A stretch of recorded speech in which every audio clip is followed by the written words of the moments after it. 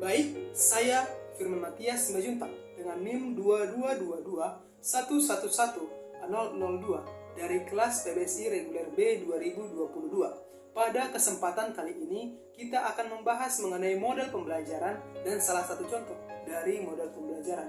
Namun, sebelum sampai kepada contoh dari model pembelajaran, hal pertama dan utama yang harus kita pahami adalah definisi dari model pembelajaran. Sebab model pembelajaran akan lebih dapat dipahami apabila kita telah memahami definisi dari model pembelajaran tersebut. Joyce dan kawan-kawan dalam buku Octavia di tahun 2020 menyatakan bahwa model pembelajaran merupakan deskripsi dari lingkungan pembelajaran. Adapun lingkungan pembelajaran mencakup perilaku guru dalam membelajarkan siswa dan tingkah laku siswa dalam mengikuti kegiatan pembelajaran. Dengan demikian, secara sederhana, model pembelajaran adalah cara yang dapat ditempuh untuk melaksanakan kegiatan pembelajaran. Berlanjut dari hal tersebut, Ahyar dan kawan-kawan di tahun 2021 menyatakan bahwa model pembelajaran memiliki beberapa fungsi. Fungsi yang pertama adalah fungsi bimbingan, di mana guru dan peserta didik akan dibimbing melalui sintaks atau langkah kerja dari model pembelajaran guna mengefektifkan kegiatan pembelajaran. Pengefektifan tersebut ditujukan agar kegiatan pembelajaran dapat mencapai tujuan pembelajaran yang telah ditetapkan sebelumnya. Fungsi yang kedua adalah fungsi pengembangan kurikulum, di mana pengembangan kurikulum akan dapat terlaksana apabila kegiatan pembelajaran telah menjadi kegiatan pembelajaran yang efektif. Dan pengefektifan tersebut dapat diperoleh melalui pelaksanaan sintaks atau langkah kerja dalam penerapan model pembelajaran. Yang ketiga adalah fungsi identifikasi alat pembelajaran, di mana model pembelajaran juga merupakan alat yang digunakan oleh pendidik untuk mengembangkan aspek kognitif, psikomotorik, dan juga afektif dari peserta didiknya. Terakhir, model pembelajaran ini juga digunakan untuk memberi masukan kepada kegiatan pengajaran. Pemberian masukan tersebut dapat dilihat melalui hasil yang efektif dari penerapan model pembelajaran sebagai contoh yang bisa diikuti oleh pengajaran-pengajaran berikutnya. Adapun model pembelajaran memiliki beragam jenis. Salah satu jenis dari model pembelajaran adalah pembelajaran discovery learning. Dan pada kesempatan kali ini, kita akan membahas mengenai model pembelajaran discovery learning. Model pembelajaran discovery learning menurut Hosnan di dalam Sudarmanto di tahun 2021 adalah model pembelajaran yang mengutamakan keaktifan siswa dalam mencari dan menemukan informasi-informasi yang relevan dengan kegiatan pembelajarannya. Dengan demikian, siswa diberikan kesempatan dan keleluasaan untuk dapat berpikir secara kritis dan kreatif dalam merumuskan setiap informasi-informasi guna mencapai simpulan yang bisa ia gunakan. Guru merupakan fasilitator yang akan membantu dan membimbing siswa dalam melaksanakan kegiatan pembelajarannya. Apabila siswa mengalami stagnan atau mengalami kendala, maka guru akan berfungsi sebagai pendamping yang membantu siswa untuk menyelesaikan permasalahan-permasalahan pembelajarannya. Adapun ciri-ciri dari model pembelajaran discovery learning, yang pertama adalah berorientasi pada peserta didik. Berorientasi pada peserta didik dikarenakan pembelajaran ini mengutamakan keaktifan dari peserta didik untuk dapat mencari, merumuskan, dan kemudian menyimpulkan hasil temuan-temuan informasi pembelajaran yang ia peroleh.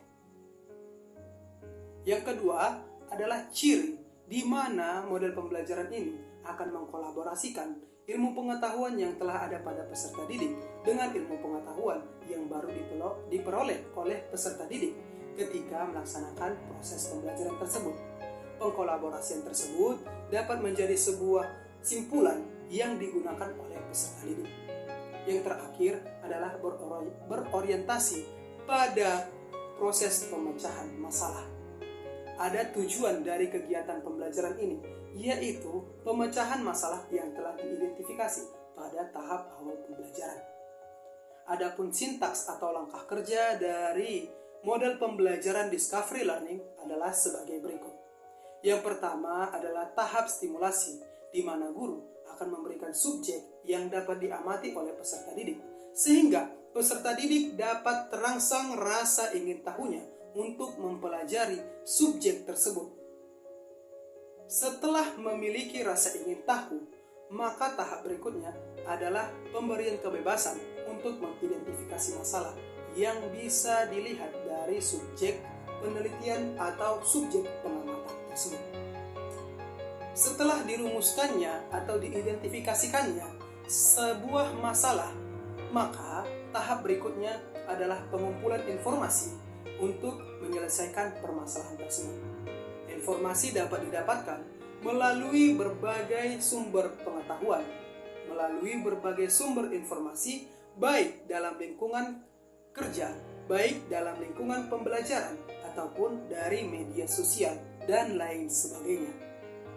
Informasi-informasi yang dikumpulkan kemudian diolah, dan inilah tahap yang selanjutnya.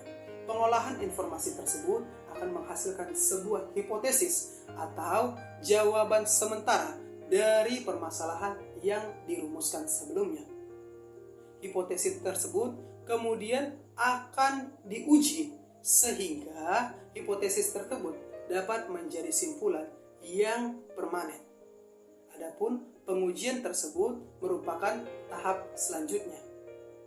Setelah diuji, maka hipotesis tersebut dapat digunakan sebagai simpulan, dan penyimpulan atau generalisasi ini adalah tahap terakhir, di mana simpulan tersebut dapat ditetapkan sebagai solusi bagi permasalahan yang telah diidentifikasi sebelumnya. Adapun model pembelajaran ini memiliki beragam kelebihan. Kelebihan pertama terletak karena model pembelajaran ini berorientasi pada keaktifan siswa.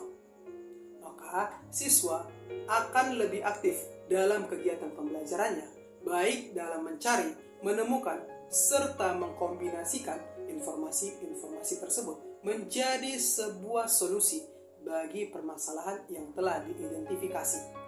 Yang kedua, siswa akan memiliki rasa kepuasan ketika solusi yang ia tetapkan dapat menjadi jawaban yang bisa menyelesaikan permasalahan.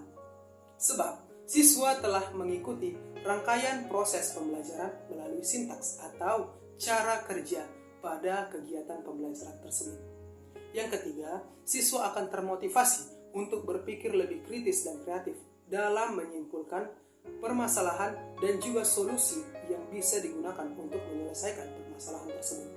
Terakhir, akan ada stimulus agar siswa dapat berpikir lebih kritis dan juga dapat berkolaborasi dengan temannya dan juga kepada pendidik atau guru yang mendampinginya. Model pembelajaran ini memang memiliki beragam keunggulan, namun ada juga kesalahan atau kekurangan yang didapati dalam model pembelajaran discovery learning. Adapun kekurangan dari model pembelajaran ini, yang pertama, karena berorientasi pada pemecahan masalah, maka pembelajaran ini hanya berfokus kepada pengembangan kognitif dari siswa, sehingga afektif dan psikomotorik dari peserta didik kurang dilihat atau kurang dikembangkan dalam pembelajaran ini. Yang kedua, pastinya pembelajaran ini akan memakan banyak waktu, terutama dalam proses pencarian informasi. Dan yang terakhir, proses pembelajaran discovery learning mengutamakan keaktifan siswa dalam berpikir cepat, kritis, dan kreatif, sehingga siswa yang memiliki pemikiran terlambat atau sulit dalam berpikir secara cepat akan memiliki stagnan atau kendala dalam mengikuti proses pembelajaran tersebut. Inilah yang menjadi tantangan bagi pendidik untuk dapat mengkombinasikan berbagai model pembelajaran guna menciptakan pembelajaran yang efektif sehingga tujuan pembelajaran dapat tercapai sebagaimana mestinya. Demikian yang bisa saya paparkan mengenai model dan contoh dari model pembelajaran. Terima kasih.